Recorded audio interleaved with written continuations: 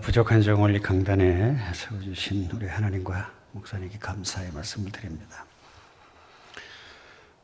저는 보면서 이게 잘못했다 하는 생각이 드는 게요. 첫째는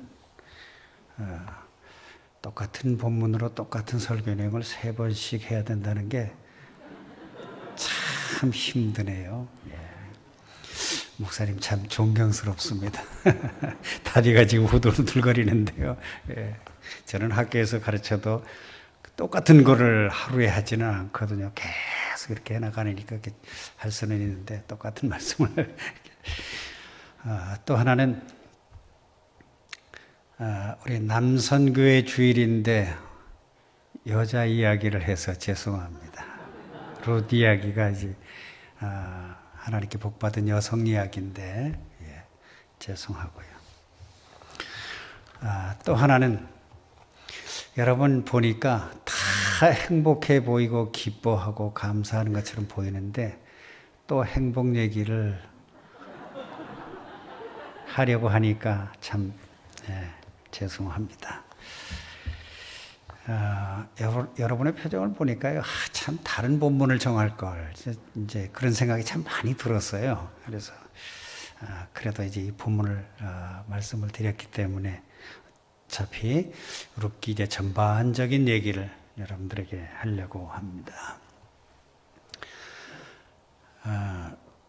어떤 비디오를 보니까요, 어떤 비디오를 본 목사님이 나오셔서 교회는 행복하고 기쁨이 넘쳐야 됩니다. 그러면서 이제 처방이 뭐냐면요, 자주 웃어야 된대요. 웃어야 된대. 여러분 한번 웃어보시죠. 저는 보지 말고, 저는 보지 말고 한번 웃어보시죠. 우리 특히 남자들이 잘 안 웃어요. 그래서 일찍 죽습니다. 자주 웃어야 됩니다. 그런데 그 목사님이 웃으라고 하면서요, 어떻게 인사를 하라 그러냐면요, 전부 다 안녕하세요 뭐 이렇게 인사를 하는 게 아니고요, 까꿍 이렇게 인사를 하라는 거예요. 아니 세상에 인사 그 많은 좋은 인사들 많지 않습니까? 안녕하세요, 감사합니다, 은혜 받았습니다, 좋은 날입니다, 뭐 얼마나 많습니까? 그런데 그 목사님은요, 까꿍하고 인사시키는 거예요. 그 막 훈련시키는 거예요. 다 지금까지 까꿍 하세요 그러면서 까꿍 그러고 막 악수하면서 까꿍. 그러니까 그 교인들 그게 훈련이 됐는지 모르겠어요. 그랬더니 만날 때마다 권사님 까꿍, 장로님 까꿍, 집사님 까꿍, 심지어는 이제 목사님이 이제 설교 다 마치고 나가면 아니 목사님 은혜 받았습니다 이렇게 하면 얼마나 좋습니까? 근데 목사님 까꿍 이러고 이제 지금 그런데 어느 권사님이 집에 가자마자 며느리한테 며느라 까꿍 이러니까요, 그 며느리가 갑자기 고민이 되는 거예요. 혹시 다 아시죠?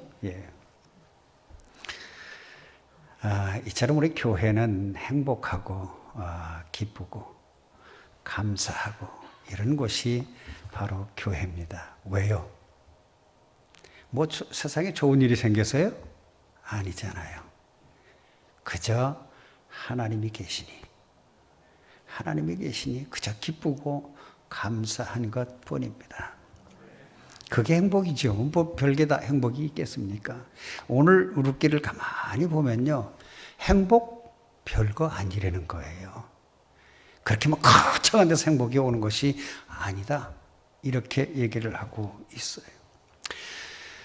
저는 이제 한 10년 전부터 이제 행복이라는 것에 대해서 참 많이 연구를 했어요. 행복한 교회가 되려면 어떻게 할까? 행복한 가정이 되려면 어떻게 할까?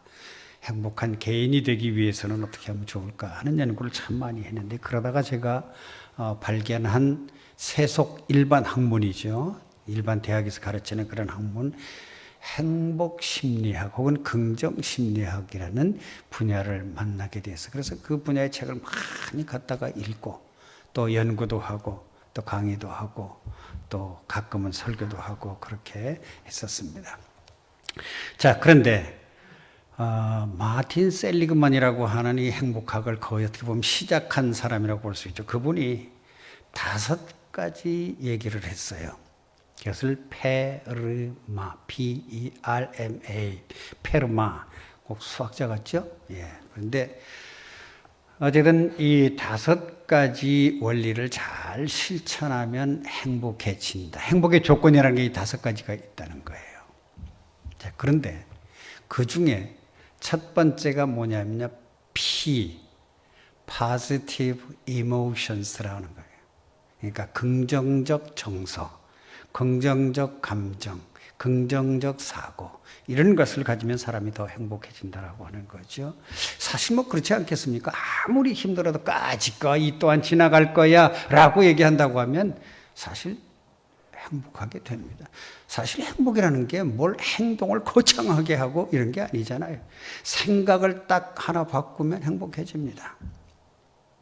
비가 오면은 에이 왜 비가 와 이러지 말고요. 아 비가 오는구나. 비의 온도는 5도구나. 비가 5도다. 아 이렇게 생각하고 지나가면 예? 좋은 거예요. 예? 그런데 꼭 비가 오면 내 팔자가 그렇지 뭐처럼 직장에서 쉬어가지고 한번 좀 야외로 둘러 나가려고 했는데 이게 비가 와. 이게 뭐야 내 팔자가 원래 그래. 뭐 나는 되는 게 없어. 아니 비 오는 거 가지고요. 똑같이 어떤 사람은 좋게 생각하고 어떤 사람은 부정적으로 생각하는 거예요. 당연히 세상 학문들도요. 긍정적으로 생각하는 사람만이 더 행복하고 오래 산대요. 그런데 참 신기한 거는요. 이 긍정심리학은요. 꼭 신학책 같아요. 무슨 말이냐면 긍정적인 정서, 긍정적인 내용 중에 뭐가 들어가는 줄 아세요? 여러분 가서 보세요. 심리학책 서점에 가서 긍정심리학 책 찾아서 보세요. 그 내용이 영성. 신기해요. 무슨 세상 심리학 책이 영성에 대해서 다룹니까?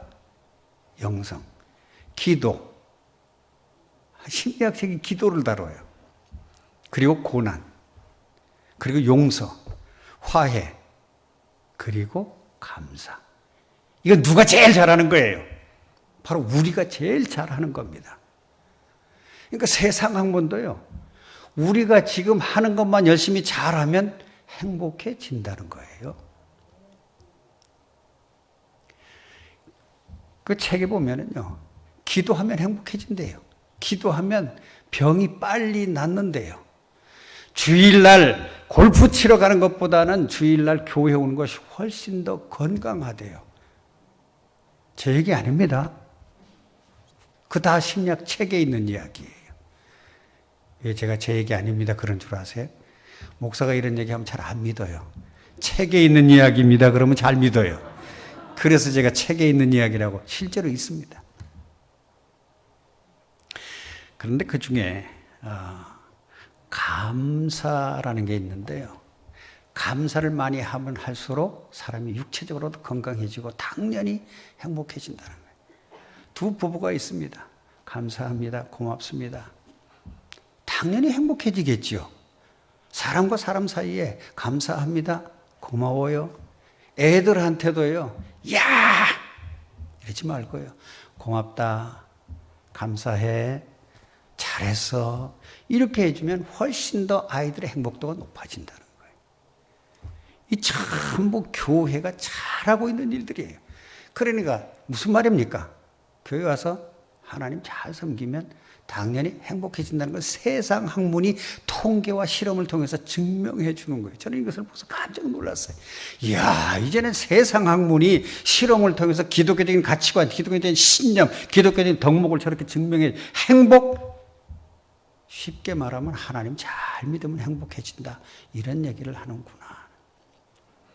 그 책에 보면요. 뭐 여러 가지 행복 심리학이라는 게 있습니다만은 크리스토퍼 피터슨이라고 하는 그 행복 긍정 심리학 프레미어 이 책에 보면은요.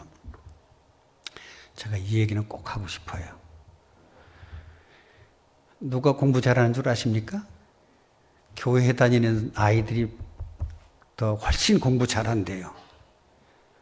학원 많이 보내야 공부 잘하는 게 아닙니다. 다 똑같이 학원 다니잖아요. 우리 아이만 학원 다니는 게 아니잖아요. 다 학원 다녀요. 그런데 어떤 아이는 공부를 잘하고 어떤 아이는 공부를 못한다는 거예요. 근데 평균입니다. 평균적으로 교회 다니는 아이들이 훨씬 더 공부 잘한대요.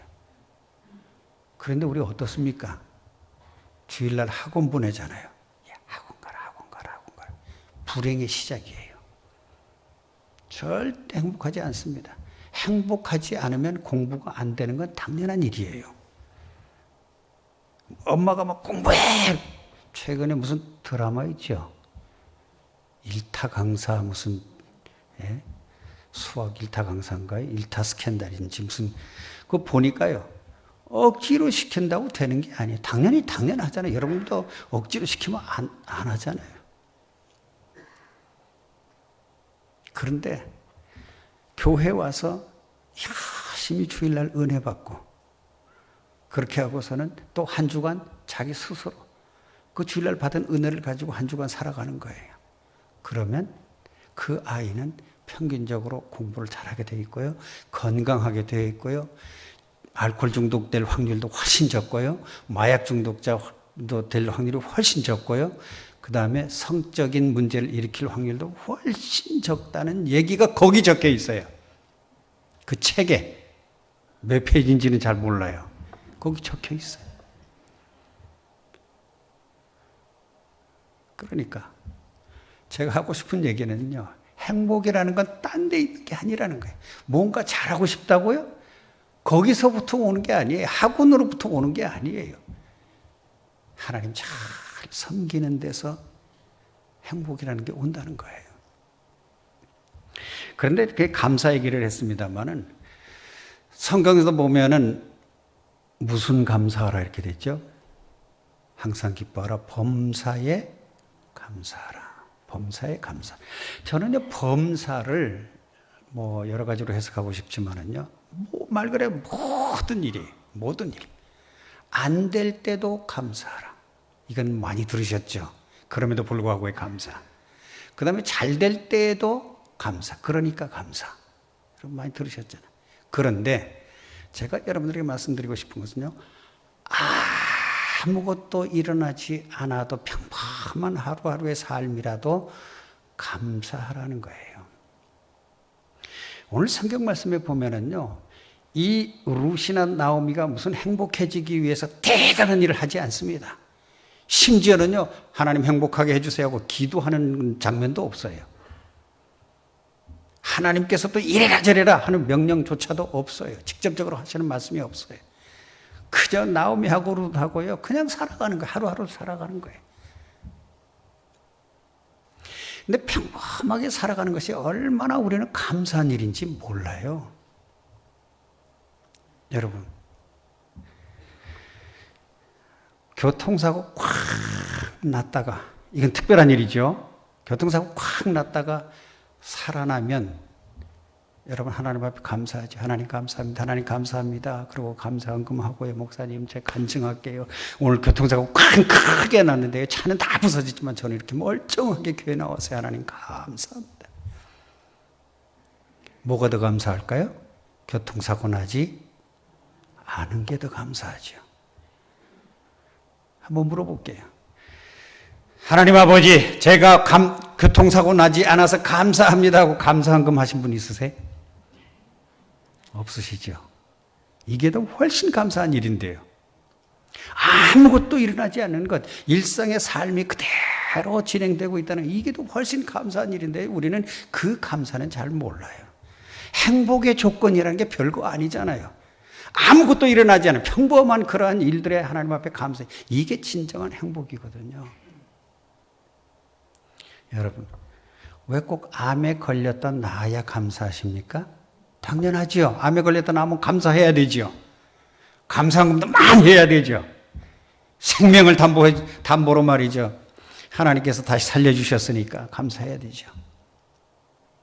뭐가 더 감사합니까?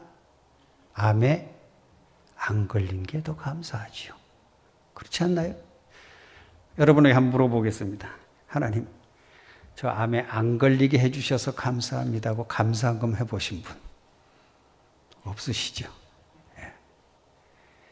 훨씬 더 감사한 일에 우리는 하나님께 잘 감사하지 못하는 일이 많아요. 평범하게 지나가는 것. 왜 꼭 이혼할 뻔했다가 가정이 화목하면 그때서야 하나님 아버지 하나님 감사합니다. 우리 가정이 깨질 뻔했는데요. 서로 화해하게 하시고 용서하게 하시고 아유 저 왼수 같은 남편 이제 용서할 수 있게 해주셔서 감사합니다. 아이고 저 마녀 같은 남편 왜 그러냐는 거예요. 왜? 예? 바람 안 피고 그냥 잘 집에 꼬박꼬박 들어오는 남편이 왜 왼수입니까? 예? 얼마나 감사한 일인데. 애가 공부 좀 못해도 말썽 안 부리고 집에 들어오면 그게 감사한 일인데 꼭 말썽 부리다가 돌아와야 감사합니까? 탕자가 되어야 감사합니까? 아니잖아요. 탕자가 아닌 채로 그대로 평범하게 살아가는 주일날 교회 잘 나오고 열심히 부모님 말 잘 듣고 평범하게 공부는 좀 못해도 평범하게 살아가는 그 아이가 더 훨씬 감사한 겁니다. 공부 잘해가 더 행복합니까? 아니잖아요. 오늘 성경 말씀도 말하는 행복이라는 게 그거예요. 그저 아무 일도 안 합니다. 행복을 위해서 하는 일이라고는 없어요. 그냥 하루하루 살아갈 뿐이에요. 그런데 그게 결국은 놀라운 행복을 만들어 가더라는 거예요. 제일 마지막에 보면 뭐가 있습니까? 오늘 말씀도 있지만은 오늘 말씀 말고 그 뒤에 보면은요. 대단한 가문이 되었다는 거 아니에요. 낳고 다윗 왕을 낳더라. 그리고 낳고 하다가 누구를 낳았다는 거예요? 예수님을 낳았다는 거 아니에요. 누가요? 나오미 그리고 루시요. 이방 여인이 자기 시어머니 따라와서 그저 이스라엘에서 그저 하루하루 살아가면서 뭐 대단한 거 했습니까? 다윗 왕을 낳기 위해서 뭐 특별한 걸 했습니까? 예수님의 조상이 되기 위해서 무슨 뭘 했습니까? 아무것도 한 게 없어요. 그저 살았을 뿐이에요. 평범한 삶이에요. 여러분이 평범한 삶이 얼마나 감사한 일인지 모릅니다. 우리 남자들은요, 특별히 아침에 일어나서 똑같은 반찬에다가 똑같은 뭐에다가 똑같은 뭐 차를 타고 똑같은 길을 따라서 똑같은 직장에 갔다가 똑같은 일을 하다가 다시 돌아와 보니 똑같고 아내도 똑같고 아이도 똑같고 아내가 바뀌면 뭐 좋을 줄 아십니까? 이렇게 똑같은 하루하루 일상이 시작이 된다라고 하는 것이 지속이 되고 있다라고 하는 것이 일탈해야 될 그런 상황이 아니라 정말 하나님 앞에 감사한 상황이라는 거예요. 페르마 이제 피자 설명하다가 이렇게 됐는데요. 이제 앞으로 4개 다 설명하려고 하면 이제 저녁 6시쯤 돼야 끝납니다. 예. 자, E는 뭐냐 하면요. engagement, 몰입을 해보라는 거죠. 그 학자가 하는 얘기예요. 여러분, 정말 하나님에 몰두해 보세요. 하나님의 말씀을 배우는데 몰두해 보세요. 슬퍼할 겨를이 어디 있습니까? 불평할 겨를이 어디 있나요? 하나님께 몰입하면, 하나님께 몰두하면요. 하나님께서 사랑하시는 이 교회 일에 몰두하면요. 행복이 저절로 온다라고 하는 거예요. 오늘 룻기가 전체적으로 하는 얘기가 바로 그 얘기입니다. R relationship, 관계죠. 관계가 좋으면 행복해진다는 거예요. 그래서 하버드 행복 보고서를 보면은요. 결론이 그겁니다. 늙어갈수록 관계할 수 있는 사람, 자기 마음을 털어놓을 수 있는 사람을 만들어라. 관계를 좋게 만들어라. 그 얘기죠. 여러분, 교회 오니까 벌써 다 이게 관계가 저절로 형성이 되잖아요. 서로 마음을 털어놓고 기도해 줄 수 있는 사람들을 만날 수 있잖아요. 어디 가서 만나겠어요? 양로원 가서 만나겠어요? 어디 가서 만나겠습니까? 그 다음에 M의 meaning of life, 삶의 의미. 삶의 의미를 잘 발견하는 사람들일수록 행복하다는 거예요. 그래서 이분이 하는 얘기가 있어요. 2차 대전 당시에 포로수용소에서, 나치의 포로수용소에서 살아난 사람들이요. 무슨 나는 살아야지 희망을 가졌던 사람들이 아니랍니다.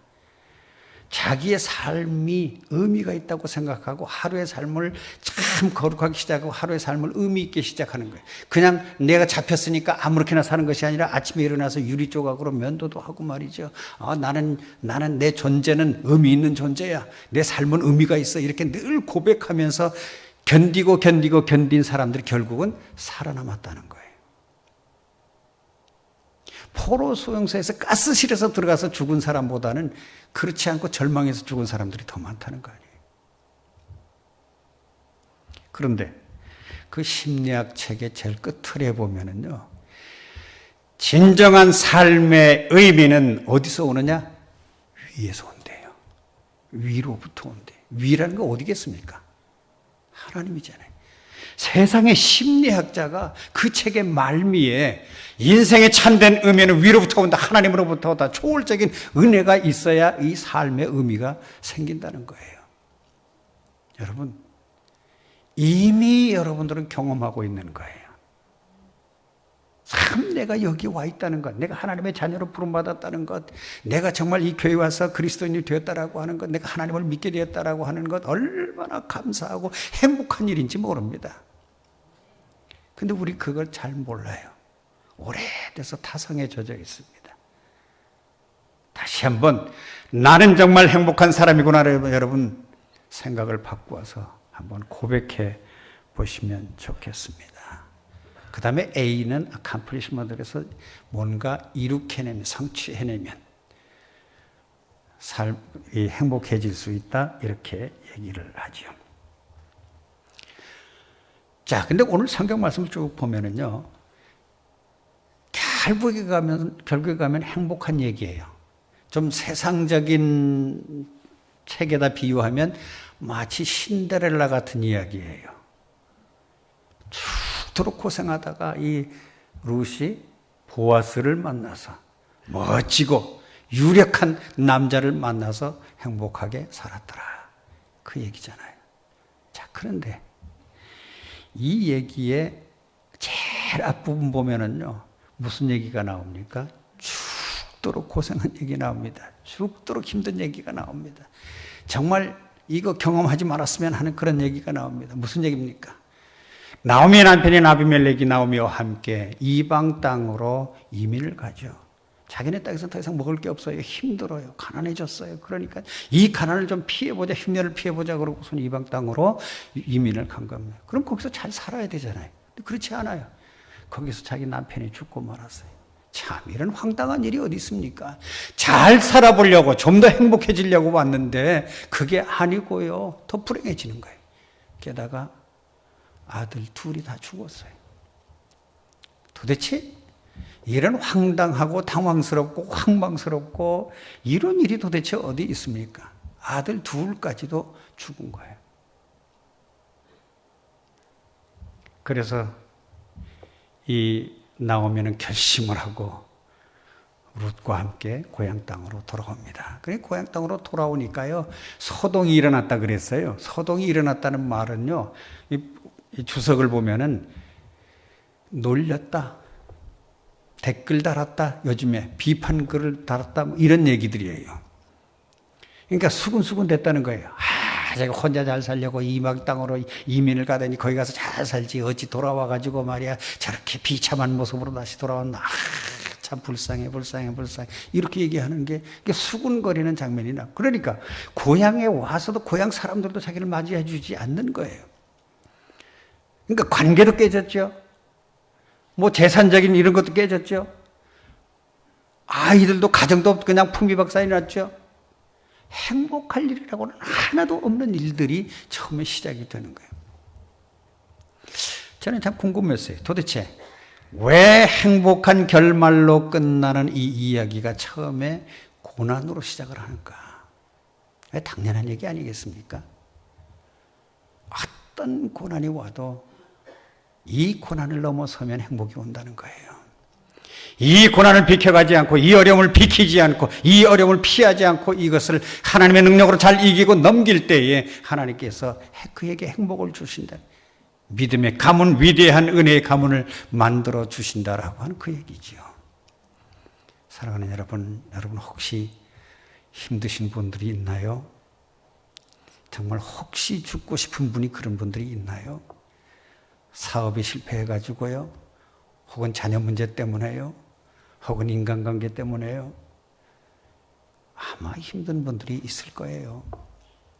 외로운 분들도 있을 거고요. 이걸 어떻게 하라는 거예요? 이걸 잘 넘기라는 거예요. 누구로 말미암아? 하나님으로 말미암아요. 오늘 성경 말씀을 보면은요, 하나님이 직접적으로 이래라 저래라 이래라 저래라 하는 말씀이 전혀 없어요. 하나님께서 아브라함에게 나타나서 아브라함아 떠나라. 아브라함은 내 본토 친척 아비 집을 다 떠나라고 직접적으로 이렇게 명령하셔서 가르쳐 주시죠. 이렇게 하라 저렇게 하라 저렇게 하라고 가르쳐 주세요. 그러나 여기에 보면은요, 이렇게 나오미가 힘들어하는데도 불구하고 하나님께서 나타나셔서 이렇게 해 저렇게 해라 라고 직접 명령하시지 않아요.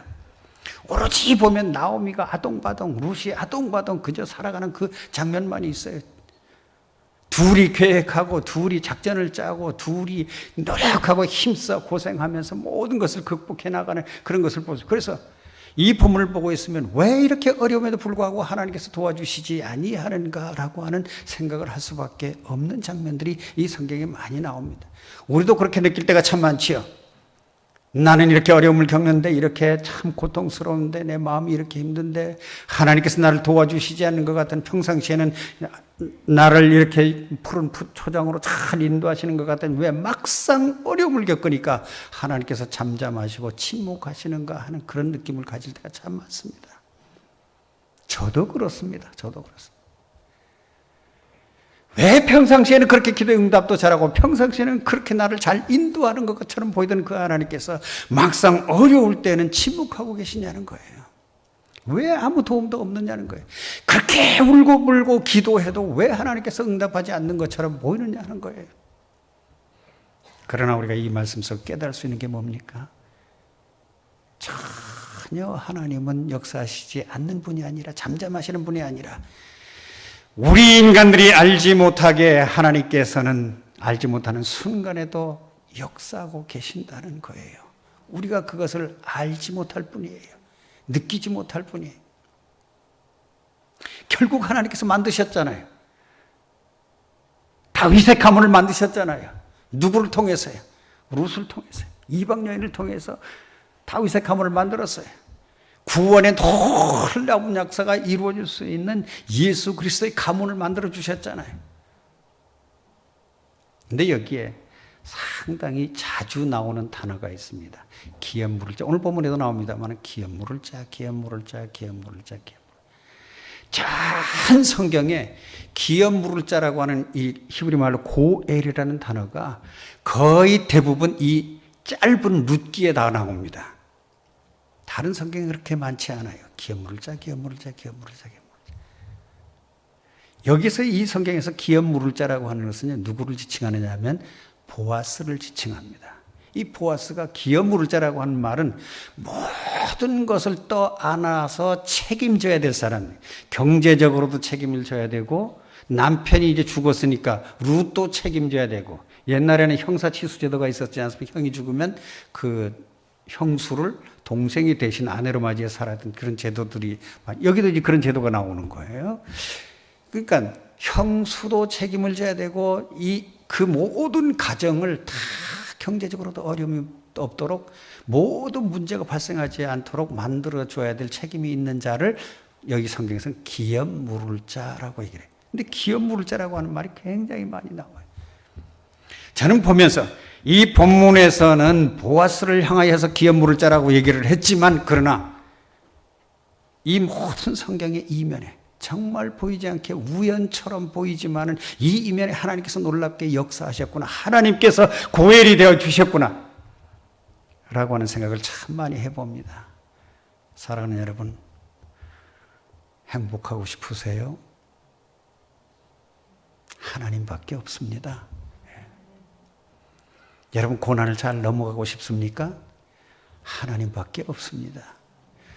여러분, 인생의 최고의 의미 있는 삶을 만들고 싶으세요? 하나님밖에 없습니다. 왜요? 하나님께서 우리의 모든 삶을 전적으로 책임지는 고엘이 되어 주시기 때문입니다. 어떤 시에 보면은 그런 시가 있어요. 여러분 힘드십니까? 그러나 당신 혼자가 아니잖아요. 이런 시가 있어요. 제가 그걸 읽으면서 참 감동받고 은혜 받았던 적이 있습니다. 외롭습니까? 당신은 혼자가 아니에요. 여러분 그래요. 여러분 힘들어요? 혼자가 아닙니다. 여러분 외롭습니까? 혼자가 아닙니다. 고통스럽습니까? 여러분 혼자 아니에요. 누가 계시나요?